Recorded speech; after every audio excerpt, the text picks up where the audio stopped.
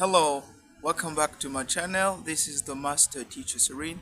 Today I'd like to make a video about why employees don't matter in big companies. Why actually, if you've got to ask for a raise or a salary increase, most of the time, 90% of the time, you could be fired and be replaced because you don't matter. Now, before we could even answer that kind of question, I would like to take you down into a concept called standardization. I've lived in China, I've lived in a couple of countries in Asia, and it's very common to see all of those companies look the same, do the same thing, get rid of you as a number because they consider employees as a number, and to somehow they might make you feel like you belong to them, like you kind of part of the family.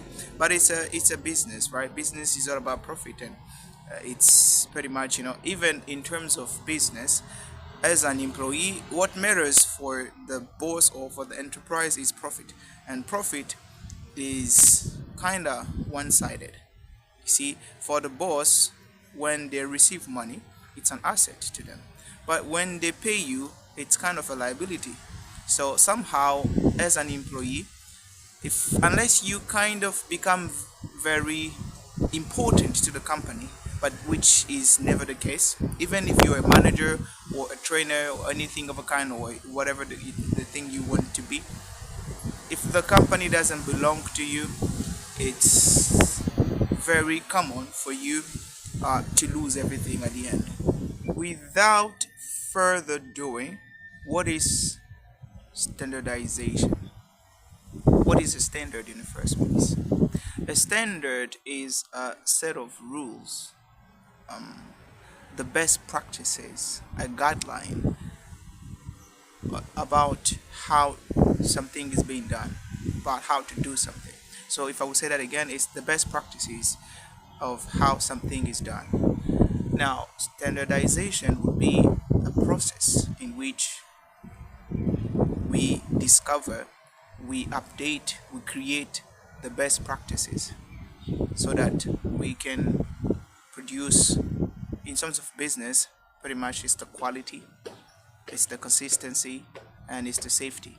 So if you got those three, at the end of the day, you can even move into the world, you can expand, you can make your business global and still thrive, because you have standards. Standards are pretty much some sort of norms, some sort of best practices that you've created so that nothing could shake you. And if there is anything that would happen, it could be something that would improve what you already have, but kind of what we call performance. You compare what you had before and what you can get after. So kind of you already have something on the ground, then you can build up on whatever you have. Now, to just explain some more, since we're talking about business here, now, what could be the standards of international businesses? International businesses have standards, definitely. I believe it could be something about complying to laws. For example, all businesses must comply to certain laws in all countries where they're operating.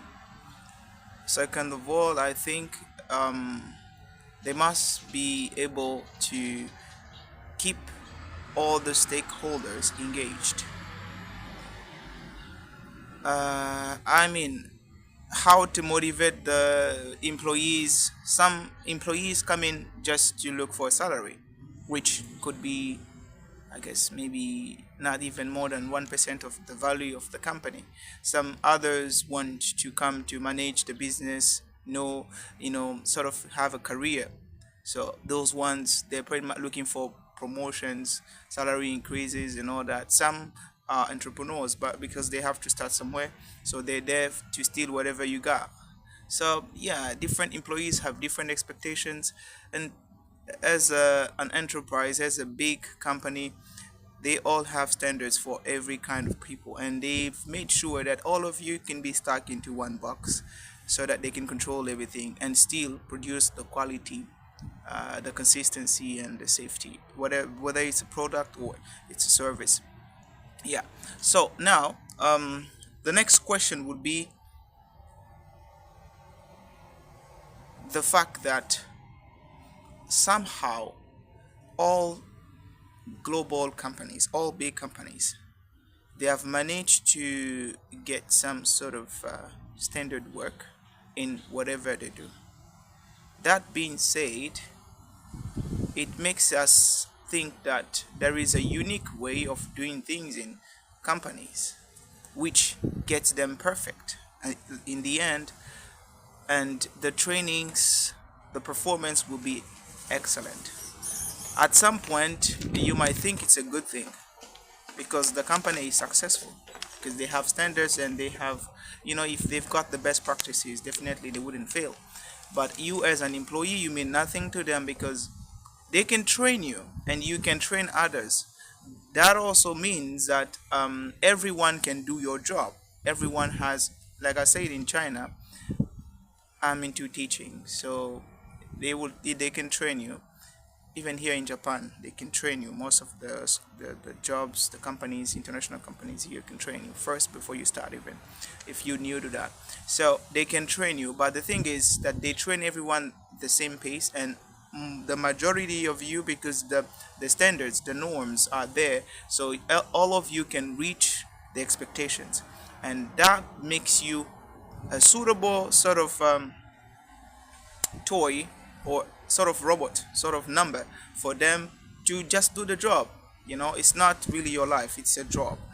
And at this point, it's very easy for any big company to replace you.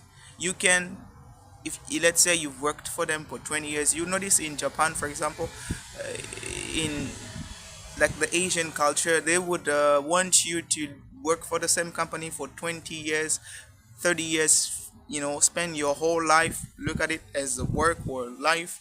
But you can do the same job for 20 years, you become excellent at this, you become a trainer, still don't not get any salary increase, or not get any promotion. Because at the end of the day you going to open your eyes and start to think of it, am I really important for this company? What would happen if I tell them that I'm not happy? What would happen if I have more responsibilities now and I want to start a family and I feel like, oh, this job is not going to pay me that much, I want to do something else with my life? If I tell that to my boss, with the boss understand that, well, they value you, because value in terms of business, in terms of salary thingy, if they pay you per hours, they're paying you per hours because that's your value, that's your input in the business, that's what you get from it, that's your award. But then the more value you have, if you become better in the business, then you should earn more, right? But it's not the case, and most of the time they can just get rid of you. They will fire you straight by the time you start to complain, because they can replace you. Like I said, standards are a good thing for big companies because they can secure some sort of safety for them and quality and consistency in their product or services. But as an employee, it's kind of risky, because unless you are maybe in a very underdeveloping country, or there are very few educated people. But in these developed countries, anyone can do your job, so they make sure that the trainers train you so well so that you can perform at the same level like everyone else. And that is good for them because they will make money out of you. But then anytime you start to complain, they also make sure that anyone else can do your job, so that the time you complain, before you know it, you're already out of the system. And the worst case scenario is even that some companies don't even give you some sort of damage sort of thingy for you to survive, looking forward for you to get a new job. They just they get, especially in China, they can kind of fire you today, and they will not pay you anything, no damage. But if you decided to leave, that's mostly the case. Like you say, maybe they promise you something, your salary increase after like 5 years, 10 years. Then you ask them that, they were like, no, no, no, no, no, no, no, no, no, no, no, no. You are not important. Just a reminder for you. And so I wanted to finish this video by telling all the employees around, there's a career in every industry. So for example, in education, you can become a trainer, you can become a manager and all that.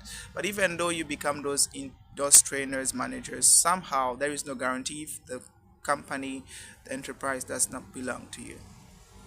If you don't have a share, if you're not a shareholder, somehow they will keep you engaged. Especially here in Asia, they kind of have some mindset that they kind of make them feel like if you leave a job, you kind of